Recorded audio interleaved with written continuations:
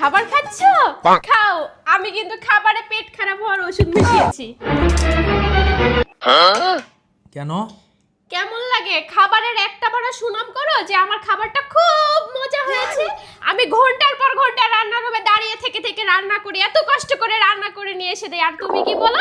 একটাবার আমার প্রশংসা করো না। ঠিক হয়েছে, কেমন লাগে? আসলে তোমার খাবারগুলো অনেক টেস্টি হয়, বুঝছো? এই কারণে খাইতে খাইতে সময় চলে যায়, তোমার প্রশংসা করার সময়টাই পাই না। আচ্ছা, তাই না? জান, ওই কথার জন্য তোমার খুব মন খারাপ হয়েছে। আসলে আমি বুঝলাম আমার ভুল হয়েছে, বুঝছো?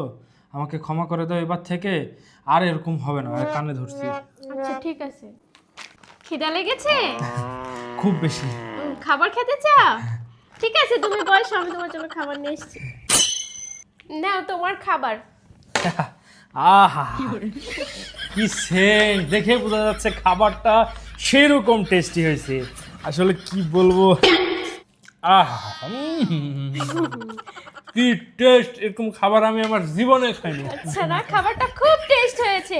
তুমি আসলে আমার হাতের রান্না কোনোদিনই পছন্দ করো না। কে বলেছে? দেখো কি টেস্টি! আহা, তুমি জানো এই খাবারটা পাশের বাসার ভাবি পাঠিয়েছে? আসলে ওই সকালের ওই বিষয় নিয়ে মন খারাপ করবে বলে আমি একটু তোমাকে খুশি করার চেষ্টা করছিলাম। খাবারটা অতটা বেশি ভালো হয়নি। তুমি শুধু কথাই বলবো না, আমি